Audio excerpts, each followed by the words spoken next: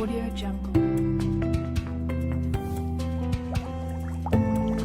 Então, gente, vamos continuar o nosso conteúdo de química, né, sobre propriedades periódicas. E nós vamos continuar um assunto que a gente já tinha começado em sala, né, sobre o raio atômico. Lembrando que nós temos as 4 propriedades, né, as principais, que é raio atômico, eletronegatividade, energia de ionização e afinidade eletrônica. Mas hoje nós vamos dar ênfase ao raio atômico, tá? Para revisar o que a gente tinha visto em sala, primeiro foi falado em relação à tabela periódica, como é a ordem de crescimento desse raio atômico. Se for nas famílias ou grupos, né, que é na vertical, são nas colunas, né, você vai olhar para essa setinha e a ordem de crescimento na família será de cima para baixo. E se for no período ou nas linhas, que são 7 períodos que nós temos na tabela periódica, vai ser da direita para a esquerda a sua ordem de crescimento. Quanto mais próximo o elemento químico estiver da ponta dessa setinha, maior será a sua propriedade periódica, ou seja, nesse caso, maior será o raio atômico, tá?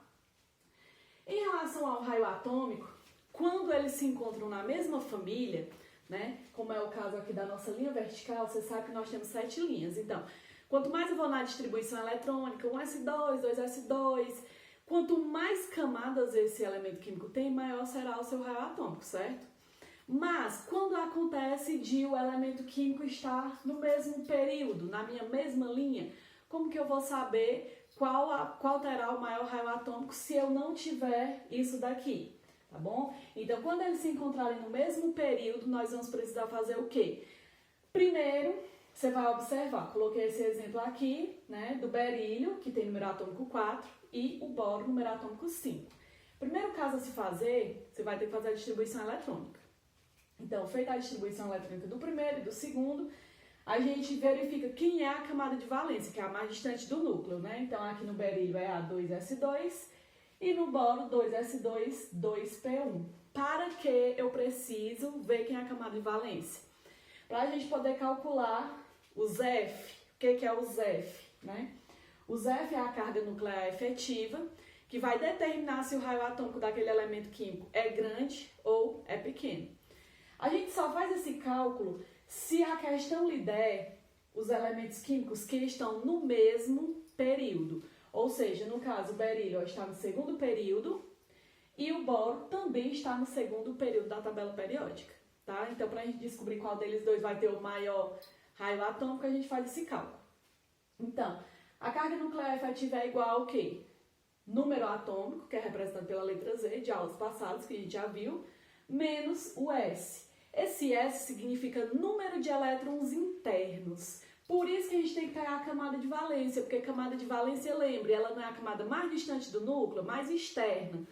Então, se nessa formulazinha eu quero os elétrons internos, são todos os elétrons antes da camada de valência. Parece complicado, né? Mas não é. Vamos aplicar aqui, ó. Na hora de você calcular os F para o berílio, F é igual. Número atômico do berílio vale 4. Então, escreva 4 menos da fórmula, número de elétrons internos, 2. 4 menos 2, resultado 2. Vamos para o próximo. Os F é igual. Número atômico, né, do boro, vale 5. Escreva menos da fórmula. Número de elétrons internos. Se aqui a camada de valência não entra, né? Então, os elétrons internos aqui você tem 2. 5 menos 2, 3. Pronto.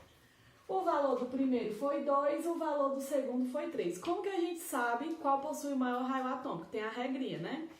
É assim, ó.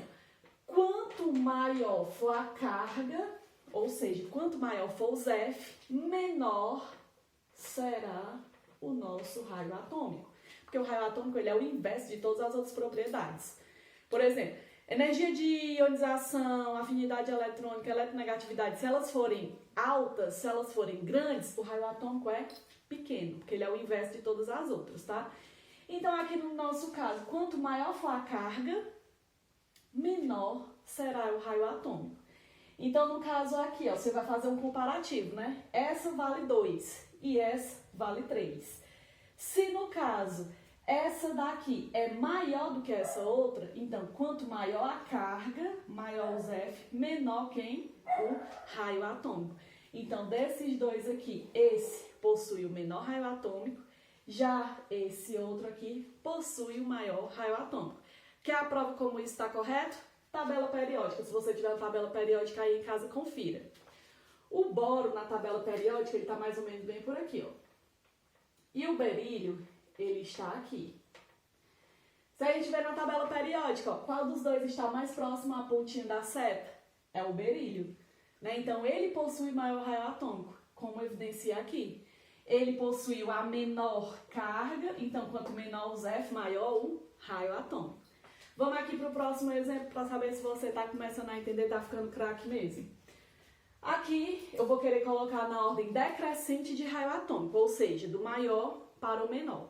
Quando você visualiza os elementos químicos, aqui eu tenho germânio, com número atômico 32, oxigênio, com número atômico 8, e o carbono, com número atômico 6.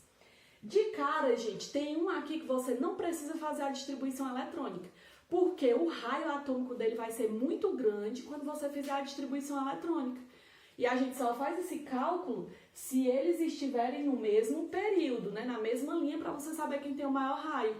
Ó, de cara desses três aqui, você não vai precisar fazer do germânio, porque o germânio tem número atômico 32. Então é muito grande, né? Quando você começar 1s2, 2s2, você vai ver que vai ser muito grande a sua distribuição eletrônica. Logo, ele vai ter muitas camadas e o raio atômico desse camarada aqui é o maior de todos, tá? Você vai precisar fazer para quem? Para o oxigênio e para o carbono. Número atômico 8, número atômico 6. Número atômicos próximos. Então, logo, quando a gente fizer a distribuição eletrônica, eles vão parar, geralmente, né, vão parar no mesmo período. Vamos ver aqui se é isso mesmo. Ó. Oxigênio, fazendo aqui para ele. Número atômico 8. 1s2, 2s2, 2p4, né? 2 e 2, 4, com 4, 8. Faz a distribuição para o próximo. Carbono aqui, número atômico 6.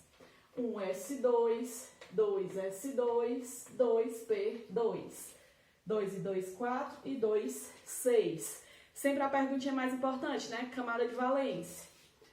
No primeiro nós temos essa, no segundo essa. Camada de valência.